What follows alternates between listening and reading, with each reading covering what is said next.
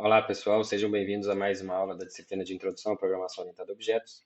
Nesta aula, nós vamos começar o capítulo 5 do livro Comportamento Mais Sofisticado, é a primeira aula teórica, né, em formato ANP. Então, vamos lá. Bom, esses tópicos aqui te lembram alguma coisa? Praticar enquanto estuda, ler o capítulo do livro, anotar conceitos e dúvidas. Esse eu falo toda a aula, né? Espero que vocês estejam fazendo. Né? Se vocês não estiverem fazendo, né, o prejuízo está sendo, né, para vocês mesmos. Lembre que vocês são responsáveis pelo próprio sucesso. Eu faço a minha parte aqui, mas eu preciso, né, vocês mesmos precisam que vocês façam a parte de vocês. Tá. Beleza. Quais são os principais conceitos que a gente vai ver nesse capítulo? Encapsulamento, atributos e métodos estáticos constantes, uso de classes de biblioteca e documentação de classes. O primeiro, o quarto e o quinto nós vamos ver, né, nessa aula 5.1, dividir em mais de uma parte. Já atributo e método estático e constantes nós vamos ver na aula prática. Tá?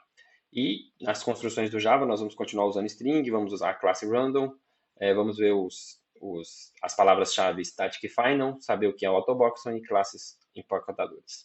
Um aviso importante que eu já deixo de cara aqui é que o conceito de encapsulamento ele é fundamental na programação orientada a objetos e ele só vai ser apresentado no final do capítulo, tá? Então, né, espero que vocês estejam estudando todo o capítulo, mas para aqueles que estudam até o ponto que deu, não deixem de estudar a última parte, que na última parte a gente vai ver, né, encapsulamento, que é um dos conceitos fundamentais da disciplina. No capítulo anterior, a gente conheceu a classe ArrayList da biblioteca de classes do Java, e com ela a gente viu que é mais fácil criar programas que guardam uma quantidade arbitrária, uma quantidade qualquer de objetos. Se não existisse a classe ArrayList, seria bem mais complicado, né? Imagina que a gente tivesse só vetor. A gente teria que, sempre que a gente quisesse aumentar a capacidade, teria que declarar um vetor novo, copiar objetos daqui para lá, enfim, seria bem mais difícil do que do que usar a classe ArrayList. Mas a classe ArrayList é só um exemplo, né, de classe da biblioteca do Java. Na verdade, existem muitas outras, né? Existem muitas classes úteis, né, para a gente usar em nossos softwares. E existem até algumas que possivelmente a gente nunca vai usar. Tem tanta classe, né, que enquanto umas a gente usa muito, outras, né, raramente a gente usa. Um bom programador Java precisa conhecer, né, e conseguir trabalhar com as classes da biblioteca e saber quando utilizar cada uma, né, de forma a tornar a implementação de um programa mais fácil. Então, se você conhece a biblioteca do Java, vai ter muitas vezes que ao invés de você fazer um código seu, você vai usar uma classe que, né, que já tem aquilo pronto, né, te dá muito menos trabalho, você faz o seu programa muito mais fácil. Né? Quando a gente pensa na gente individualmente, a gente pensa em facilitar o trabalho. Quando a gente pensa numa empresa, a gente pensa em redução de custo. Né? Se você não tem que fazer uma parte do sistema, já tem uma classe que faz para você, você faz o software mais rápido, ele custa menos, e aí ele entrega mais rápido, isso é bem melhor para a empresa. Né? A empresa pode ser uma empresa que você está trabalhando ou a sua própria startup, por exemplo. Muitas classes da biblioteca têm características que são comuns entre si, especialmente as coleções. Então, as classes de coleções elas acabam compartilhando muitos atributos. E usando a abstração, a gente pode tratar as classes de coleções de uma maneira mais geral. Então, ao longo da disciplina, vocês vão ver que usar uma arraylist ou usar uma outra coleção um pouco diferente, apesar de ter diferenças, tem coisas que são muito parecidas. Então, quando você sabe usar uma, né, usando a abstração, você acaba conseguindo usar as outras também. Neste capítulo, para exemplificar os conceitos que a gente vai ver, a gente vai trabalhar com um sistema de suporte técnico. A gente vai começar com uma versão bem rudimentar desse sistema, que vai ser melhorada incrementalmente à medida que vocês fizerem os exercícios dessa aula. Tá? Vale notar, né, já gostaria de ressaltar aqui, que uma parte desse capítulo é tratada como estudo autônomo, como previsto no plano de ensino. Eu vou comentar melhor sobre isso quando chegar a essa parte. Tá? Beleza. Então vamos para começar a falar sobre documentação das classes de biblioteca. A biblioteca de classes do Java, como já mencionei, tem muitas classes, né, com muitas opções de métodos. E aí, como eu disse, é bom que um programador conheça essas classes. Mas será que você tem que conhecer todas elas de cor? Na verdade, um bom programador deveria conhecer pelo nome as classes mais importantes dos seus métodos. Então, a ArrayList, por exemplo, é uma delas. A ArrayList você precisa conhecer elas, né? Saber que existe a classe ArrayList com esse nome, saber os seus principais métodos. Existem outros também que são importantes, como a ArrayList. Já tem, né, como tem classe demais, você não precisa saber de cor todas elas, mas você precisa saber pelo menos como encontrar informações das demais classes. Então, como é que eu encontro informações sobre uma classe tal que eu nunca usei da biblioteca? Né? A gente vai comentar sobre isso aqui. O livro da disciplina, inclusive, recomenda que um programador conheça a documentação do Java para essas classes, né? A documentação é formada por páginas HTML, então tem um site lá com a documentação oficial do Java, que para cada classe tem uma página HTML com suas informações. O livro recomenda né, que a gente utilize essa documentação. Mas para quem não é fluente em inglês, isso pode gerar uma barreira inicial, né? Então, para o mercado, né, para o público, né, para os americanos, ingleses, ou quem fala inglês fluentemente, né, você vai direto na documentação e está tudo claro. Mas muitos né, de nós, né, ainda mais quando a gente começa os nossos cursos, a gente não tem essa fluência em inglês.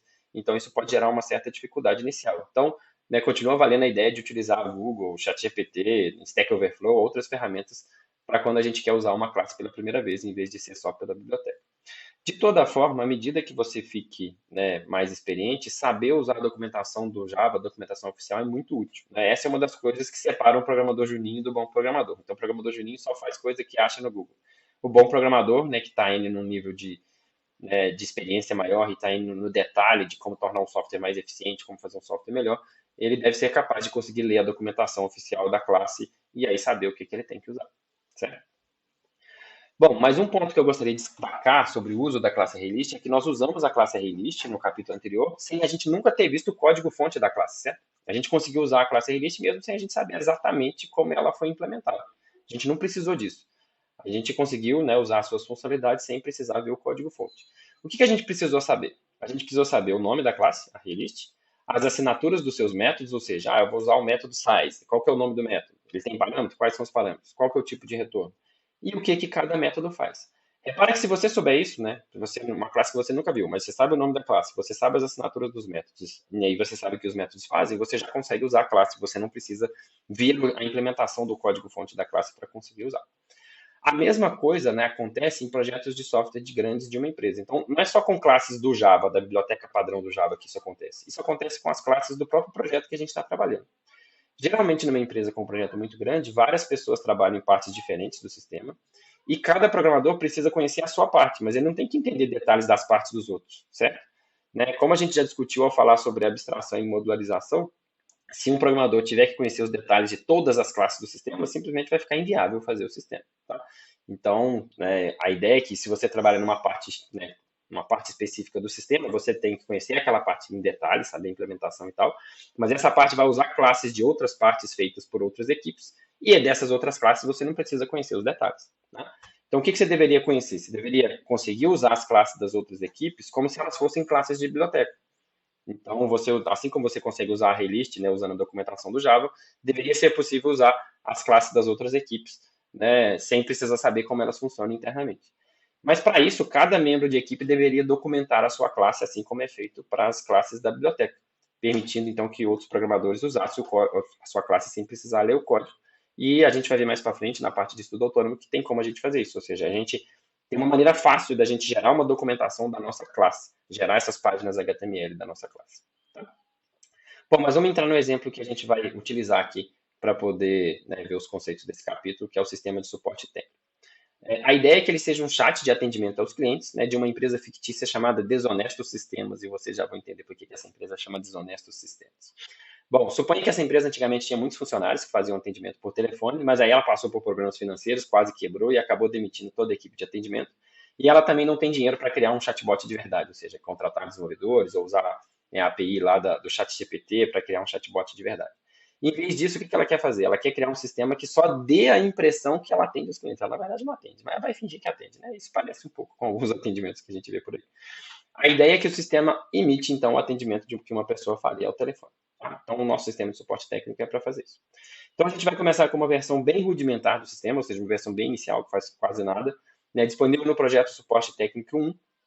E a ideia é que ao longo da aula, né, a gente possa melhorar esse sistema. Então, já baixa esse projeto aí. Se você está seguindo pelos slides, clica aqui no link. Se não, você pode ir lá no campus virtual, clicar lá no link que tem no campus virtual, baixar esse projeto. Certo?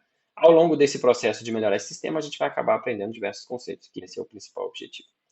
Bom, então experimente essa versão rudimentar do sistema de suporte técnico. Né? Você vai criar um objeto da classe sistema de suporte, chamar o método iniciar, e aí você vai ver que você vai começar a interagir com esse sistema pelo terminal lá do BlueJay. Então você vai, né, como se você estivesse no chat mesmo, conversando com o atendimento.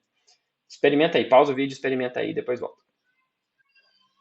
Bom, agora que você experimentou, né, você deve ter notado que quando a gente cria um objeto da classe sistema de suporte e chama o método iniciar, é exibido o terminal, né, e tem essa mensagem aqui de boas-vindas. Bem-vindo ao sistema de suporte técnico da Desonestos Sistemas. Por favor, nos informe o seu problema. Podemos resolver qualquer problema que você tenha. Por favor, digite tchau para sair do sistema. Então, eu vou falar do meu problema. A gente digita aqui embaixo, nessa caixinha. Tá vendo? Tem até um comentário aqui. Digite entrada e aperta Enter para invitá-la para o programa. Então, eu vou digitar aqui. Estou com um problema de lentidão no sistema, por exemplo. Apertei Enter, mandei, aí ele respondeu. Isso parece interessante. Dê mais informações. O sistema demora muito para abrir. E ele respondeu que isso parece interessante. Você consegue me ajudar? Bom, repara que esse sistema é muito rudimentar. Na verdade, qualquer coisa que você escrever aqui, ele vai só responder que isso parece interessante ter mais informações, o que não é nada útil, né? Mas a ideia é que a gente melhore isso um pouco. Né? Não é à toa que a empresa é um sistema chama desonesto sistemas. Bom, mas para conhecer melhor o projeto, o que você vai fazer agora? Você vai pausar o vídeo e vai criar um objeto da classe leitor de entrada, experimentar seus métodos e fazer o mesmo com a classe respondedor. Para o vídeo aí e faz isso agora. Você está aqui ainda e não pausou o vídeo? Não pausa o vídeo aí e faz. Vou esperar mais um pouquinho. Bom, agora você fez, né? Então vamos lá. Então aqui, ó, eu vou criar um objeto da classe respondedor. Aqui ele está reclamando que o sistema ainda está rodando, é por isso que ele não deixa eu criar um objeto. Isso por quê? Porque aqui no terminal, ó, eu ainda estou conversando com o sistema de suporte técnico. Então, como foi dito lá em cima, basta eu digitar tchau e aí o programa termina. Né? Foi um prazer te atender, até a próxima. Aí agora sim eu consigo criar um objeto, por exemplo, da classe respondedor e da classe leitor de entrada. Esse objeto da classe leitor de entrada tem um único método chamado obter entrada, certo? E o que esse método obter entrada faz? Ele espera que eu digite alguma coisa, então eu vou digitar aqui, sei lá, qualquer coisa. Apertar Enter. E ele retorna o que o usuário digitou, certo? Então, basicamente, o método obter entrada faz isso. Ele fica esperando o usuário digitar alguma coisa aqui no terminal, e aí o que foi digitado é retornado como string. Já o objeto respondedor, ele tem um único método chamado gerar resposta, que retorna a resposta, aquela resposta padrão. Isso parece interessante ter mais informações. Toda vez que eu chamo o método, ele retorna a mesma coisa. Certo? Repara que são classes bem simples. Tá? E a ideia agora, então, é que você leia o código da classe Sistema de Suporte e tente entender como ela funciona. Então, pausa o vídeo aí, dá uma olhadinha lá. Bom, agora que você leu, vamos ver o que é a classe Sistema de Suporte. Basicamente, o que ela tem? Ela tem um objeto leitor de entrada para obter a pergunta do usuário e um objeto respondedor, né, para responder a pergunta do usuário. No construtor da classe Sistema de Suporte, os dois objetos são criados. E aí ele tem um método iniciar aqui, que basicamente o que ele faz é ter um loop para ficar conversando com o usuário até que, né, o usuário resolva sair do sistema. Então ele começa aqui um booleano terminou igual a false, e enquanto não terminou, conversa com o usuário. Na hora que o usuário digitar tchau, ele sai do loop. Né? Ele começa exibindo as boas-vindas, fica nesse loop, e depois exibe uma mensagem de despedida. Repare que boas-vindas e despedidas simplesmente são métodos que exibem informações na tela. Né? Nesse loop aqui, ó, como é que ele funciona? A cada passo, né, é obtida uma entrada lá do leitor. A gente viu na hora que a gente experimentou o objeto leitor que ele, né, espera uma informação do usuário lá no terminal e devolve isso como string. E aí, se essa string começa com a palavra tchau, ele indica que terminou, terminou recebe true, e aí vai acabar saindo do loop. Ou se a frase que o usuário digitou não começa com tchau, ele pede o respondedor para gerar uma resposta e mostra essa resposta para o usuário. Então, basicamente, obtém o que o usuário digitou, pega a resposta. Obtém o que o usuário digitou, pega a resposta, que a gente viu, né, que esse respondedor, por enquanto, só gera sempre a mesma resposta. Então, é um sistema, né, bem simples.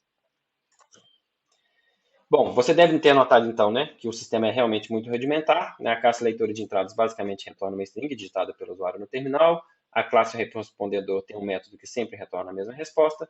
E a classe sistema de suporte tem um objeto de cada uma dessas classes e um loop while que fica toda hora obtendo a pergunta do usuário e exibindo a resposta até que ele digite tchau.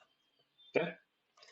Beleza. Então agora a gente vai continuar falando um pouquinho sobre leitura de documentação de classes. Então a gente vai melhorar o nosso sistema de suporte fazendo uso da documentação de classes do Java. Experimente usar o sistema de suporte técnico e digitar tchau com T maiúsculo ou tchau com espaço antes da palavra tchau e ver o que acontece. Pausa o vídeo e veja aí. Então eu vou chamar o iniciar aqui de novo e aí vou fazer isso. Eu vou digitar tchau com T maiúsculo. Vou dar um espaço primeiro antes de digitar tchau e repara que isso não sai, né, do programa como o usuário esperaria. Né, o tchau tudo maiúsculo. Então isso pode ser bem irritante para o usuário. Assim, o usuário tem que adivinhar que ele tem que digitar tchau certinho, tudo minúsculo, sem espaço e tal. A ideia é que a gente possa melhorar isso. E para melhorar isso, nós vamos usar a documentação da classe string. Né? A classe string é uma das classes da biblioteca padrão do Java, e a gente pode acessar a documentação da classe procurando no Google ou usando um atalho no BlueJ, que é o menu Ajuda Biblioteca de Classes do Java. Então vamos fazer isso. Ó. Ajuda Bibliotecas de Classes do Java. Quando eu faço isso, ele vai abrir a página de internet, né, lá da documentação oficial do Java. Aqui eu estou em tela cheia, né, então por causa do slide, mas repara que no seu navegador é aberta uma aba nova, né, com a documentação do Java. A maneira mais fácil de achar a documentação de uma classe é vindo aqui em cima, nessa caixinha de busca aqui na direita, e digitar o nome da classe. Então, eu vou digitar aqui string. A primeira opção que aparece é java.lang.string, que é a classe string. Esse java.lang aqui é porque todas as classes que fazem parte do padrão Java, que eu não preciso fazer nenhum import, elas na verdade fazem parte desse pacote java.lang, que é importado automaticamente. Então, eu vou clicar aqui no string, e aqui eu tenho a documentação da classe string. Dê uma olhada aí e veja o que tem nessa documentação. Repare que eu tenho aqui, né, um cabeçalho do nome da classe, aí tem uma explicação de como é que a classe funciona, aí depois eu tenho alguns campos, alguns atributos que são públicos, e aí eu tenho os construtores. Olha quanta sobrecarga é utilizada na classe string. Tem mais de 10 construtores aqui a classe string. E aí depois eu tenho uma lista de métodos, então o nome do método, o tipo de retorno, os parâmetros e basicamente o que ele faz. E mais para baixo tem cada método desse mais detalhado, certo? Uma documentação mais detalhada de cada método. Eu posso inclusive clicar num método aqui, por exemplo, o startWith, que a gente usa lá no nosso código, e eu caio aqui nessa parte de baixo onde que explica mais detalhes do método. Tá? Então basicamente isso aqui é a documentação de uma classe do Java. Documentação oficial. Beleza. Então, agora a ideia é que você faça esses exercícios aqui. Ó. Primeiro, abrir a documentação de uma outra classe do Java e comparar com essa estrutura que a gente viu agora da classe string, identificar o que as páginas têm em comum. Você não precisa entender os detalhes, é só identificar a estrutura, né? Que coisas que aparecem para todas as classes. Depois, procurar o método startWith, que eu acabei já clicando ali para vocês vão olhar ele com mais detalhes, mas você vai notar que ele é um método sobrecarregado. Tem duas versões, dois métodos chamados startWith. E a ideia é que você escreva com as suas palavras o que as duas versões fazem e a diferença entre eles. Tá? Escreva aí no seu caderno. E depois, né, verificar se tem algum método na classe string que retorna quantos caracteres ela tem, né, como que o método se chama e quais são os seus parâmetros. Tá? Então, pausa o vídeo, faz exercícios aí, depois você volta.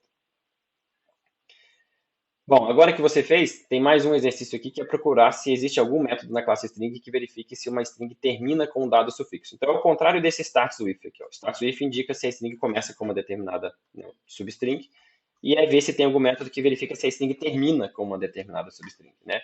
E aí, verificar como que o método chama, quais são os seus parâmetros e tipo de retorno. Então, pausa o vídeo aí, né, faz o exercício e depois volta. Agora que você fez, vamos lá então comentar sobre interface versus implementação. Você deve ter notado que a documentação da classe string que você estava olhando, ela tem diferentes tipos de informação. Ela tem o nome da classe, uma descrição geral do objetivo da classe, uma lista de construtores e métodos, os parâmetros e tipos de retorno de cada construtor e cada método, e uma descrição do objetivo de cada construtor e cada método. Todas essas informações formam o que a gente chama de interface de uma classe, certo? Então, o nome da classe, o seu objetivo, né? Os construtores e os métodos, com seus tipos de retorno e parâmetros, e os seus objetivos, formam o que a gente chama de interface de uma classe. Repare que a interface não mostra o código que implementa a classe. Quando a gente abre aqui a documentação da classe string, aqui não tem o código interno da classe string, não tem a implementação, o código Java da classe, certo? Os comandos Java, vamos dizer assim. E o interessante é o seguinte, repare que se a classe é bem descrita, ou seja, se a sua interface é bem escrita, né, do jeito que a gente está vendo na documentação, um programador não precisa ver o código da classe para conseguir utilizá-la. Né? Se você fez o exercício que eu passei agora há pouco, você viu como é que funciona o método startWith, você descobriu como é que chama um método para ver se uma string termina com uma determinada substring, tudo isso sem precisar ver o código da classe string. Tá? Então, a interface já tem toda a informação necessária para a gente conseguir usar a classe string. E essa que é a ideia da abstração, né? A abstração é a gente ignorar os detalhes, né, e concentrar naquele nível de detalhe que a gente precisa. Se você vai usar a classe string, você precisa saber como usar a classe, você não precisa entrar no código interno da classe. Tá? Já o código, que é o que a gente não vê, né, nessa interface, que é o que faz a classe funcionar, é chamado de implementação da classe. Então, a gente vê que interface de uma classe é o nome da classe, a descrição, a lista de construtores e métodos, os parâmetros e tipo de retorno. A implementação em si, ou seja, o conteúdo que está dentro do bloquinho de cada método, de cada construtor, mais os atributos, forma o que a gente chama de implementação da classe. Né? Geralmente, quando a gente está desenvolvendo um sistema, a gente trabalha na implementação de uma classe de cada vez, e ao implementar essa classe, a gente faz chamadas a métodos de objetos de outras classes. E para isso a gente usa, então, as interfaces dessas outras classes. Essa diferenciação entre interface e implementação é super importante, é um conceito muito importante, e a gente vai ver isso repetidamente ao longo da disciplina e em disciplinas mais avançadas de orientação a objetos. Tá? E eu queria já aproveitar aqui, porque uma coisa que gera um pouquinho de confusão é que a palavra interface é usada para várias coisas no contexto de orientação a objetos. Então, ela pode se referir à parte pública visível de uma classe, que é o que a gente acabou de ver aqui, mas ela pode também se referir à interface gráfica de usuário, né? Então, quando a gente faz um programa que não é no terminal, é um programa que tem uma janelinha com um botãozinho, né? E que a gente pode interagir com o mouse, né? A gente chama isso de interface gráfica do usuário. Ou pode referir também a um tipo especial de classe, né, que você só vai conhecer se você puxar PPO, né, depois mais adiante. A gente não vê nessa disciplina, então não vou entrar em detalhes. Mas é importante você saber, né, que existem diferentes conceitos que usam o mesmo nome, interface. Beleza. Bom, nós também podemos falar de interface de um método específico, em vez de ser interface da classe inteira. Então, eu posso falar, qual que é a interface do método length da classe string? Se você for lá na documentação do método length da classe string, então eu posso inclusive usar o Ctrl F aqui do... Deixa eu ver se funciona a busca aqui. Eu vou digitar length. Aqui ele vai achar em outras classes, né? Então eu vou dar um Ctrl F aqui no navegador mesmo, para usar length aqui. Ele achou vários casos, então não gostei muito da ideia não. Eu vou lá na lista, porque tem um trem me atrapalhando. Bom, esse componentezinho aqui, ó, do loom, estava me atrapalhando a usar a barra de rolagem ali. Vou deixar ele em uma posição que não me atrapalhe. Beleza, vou aqui em cima, a gente estava procurando o método length da classe string, então aqui está em ordem alfabética, eu vou lá e procuro o método length da classe string, clico nele e está aqui a documentação, né, do método length da classe string, que também está replicada aqui no slide. Tem um print aqui no slide. Repara que a interface de um método consiste na assinatura do método, que é essa linha aqui, né, e um comentário que explica o método, certo? E a assinatura tem um modificador de acesso, que nesse caso aqui é public, a gente vai ver mais sobre isso nessa aula, o tipo de retorno do método, que é int, o nome do método, que nesse caso é length, e uma lista de parâmetros, que nesse caso o método não tem parâmetros, então uma lista vazia aqui entre parênteses. Tá? Isso que é a interface de um método. Repare que a interface do método tem tudo que a gente precisa saber para a gente conseguir usar. Então, se eu quiser usar um método length, eu tenho um objeto string, quero chamar o método length, essa informação aqui é suficiente para eu conseguir utilizar o método. Okay? Bom, então o que a gente viu de conceito? A interface de uma classe descreve o que a classe faz e como ela pode ser usada sem mostrar a implementação. Já o código-fonte completo de que define uma classe é chamado de implementação da classe. Certo? Bom, o que a gente vai fazer agora? Nós vamos usar os métodos de classes da biblioteca, né, para a gente poder melhorar aquela questão de que a gente não, né, se o usuário digitar tchau com T maiúsculo ou um tchau com espaço, ele não consegue sair do sistema. Né? A gente vai melhorar isso fazendo com que todas essas variações de tchau sejam interpretadas como tchau, né, com letra minúscula, que é o que o sistema espera. Então, o que você vai fazer? Você vai procurar o método trim na documentação da classe string, né, que a gente viu, e escrever com suas... Primeiro você vai entender o que ele faz, ou seja, você vai escrever com suas palavras o que ele faz e como ele poderia ser chamado usando uma variável string chamada texto. Pausa o vídeo, faz aí, depois você volta. Beleza, agora que você fez, um detalhe importante desse método, que talvez você tenha reparado, né, e é importante a gente ressaltar, é que objetos string em Java são imutáveis. E o que isso significa? Que esses objetos não podem ser alterados depois de criados. Então, uma vez que eu criei uma string, eu não consigo alterar o conteúdo da string. Né? E repare que é por isso que o método trim, na verdade, retorna uma nova string. Ele não modifica a string original. Então, vamos fazer um teste aqui ó, no bloco de código do BlueJ. Eu vou declarar uma string S e falar que ela recebe tchau com espaço. Aqui, ó. Tem um espaço antes e dois espaços depois, certo? Se eu chamo s.trim, né, sem ponto e vírgula, né, para ele me mostrar o que o método está retornando, repara que ele retornou uma string tchau sem espaços. É isso que o método trim faz. Ele tira os espaços no começo e no final da string. Mas se eu agora pedir para mostrar o valor da variável s, ela continua sendo a string que tem um espaço antes e dois espaços depois. Então, o método trim, ele retorna uma string nova. Ele não mexe na string que teve o método chamado, certo? Então, é um erro comum em Java, né, a gente tentar alterar a string usando chamadas como essa. Né? Um outro método que existe é o toUpperCase, que passa todas as letras para maiúsculo. Se você quer pegar uma string e passar tudo para maiúsculo e você faz só isso daqui, você não vai passar para maiúsculo. Por quê? Porque o método toUpperCase ele retorna uma string nova, né, que se você implementar só essa linha, você não está fazendo nada com esse retorno. Né, e se o seu objetivo era alterar, né, a string original, você tem que fazer o que está mostrando aqui embaixo. Então, você tem que dizer que a variável texto recebe o retorno do método toUpperCase chamado para a própria variável texto. Então, imagina aqui, por exemplo, ó, vamos fazer isso aqui. Imagina que eu tenha digitado string texto recebe UFO, certo? Se eu simplesmente chamar texto.toUpperCase, ponto e vírgula, repara que isso não altera o valor da string texto.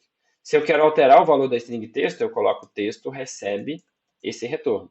Aí sim, agora eu tenho um texto com letras maiúsculas. Tá? Então, tome esse cuidado na hora de usar o método trim. Então, pelo que você, né, com essa observação e pelo que você leu do método trim, como é que você pode, né, usar no sistema? Tá? Então, repara que basta que lá dentro da classe sistema de suporte, né, basta que a gente venha aqui, ó, e depois de obter a entrada, né, do usuário com o objeto leitor, antes de verificar se a entrada começa com a palavra tchau, a gente pode vir aqui e falar que entrada recebe entrada.trim. Isso vai fazer com que a variável entrada agora tenha o conteúdo da string eliminando todos os espaços antes e depois, né, do que o usuário digitou.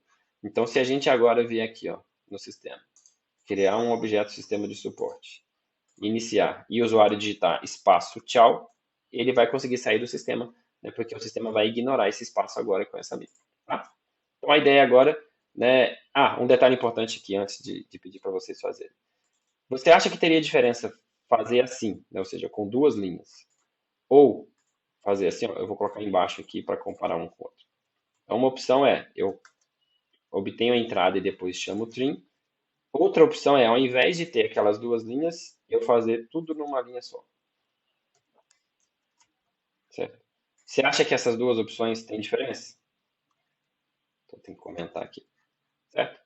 Na verdade, não tem, elas fazem exatamente a mesma coisa. Tá? E você pode escolher fazer assim ou assim. Assim o código fica mais claro, assim, tá? Passo a passo fica mais fácil de entender. Assim o código fica mais enxuto. Né? Então, se você entende o código assim, tudo bem.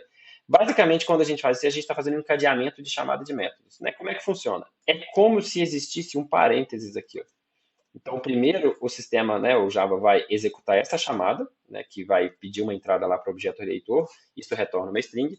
Aí, com esse objeto string que foi retornado, para esse objeto vai ser chamado o método trim, né, que remove os espaços. Isso retorna uma nova string, e essa nova string é guardada, então, na variável entrada. Tá? Então, fazer isso daqui com duas linhas, ou fazer isso daqui, né, no caso, não precisa dos parênteses, né, eu coloquei aqui só para ficar mais claro, né, tem exatamente o mesmo efeito.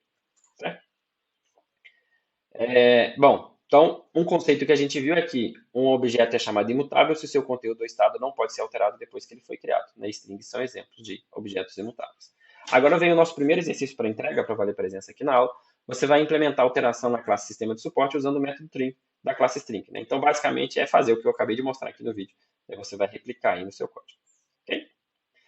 Beleza. Depois disso, o que você vai fazer é, né, repare que a gente tratou o caso de digitar tchau com espaço, mas a gente não tratou aquele caso do usuário digitar tchau com T maiúsculo. Né? Se ele digitar tchau com T maiúsculo, continua não saindo do sistema.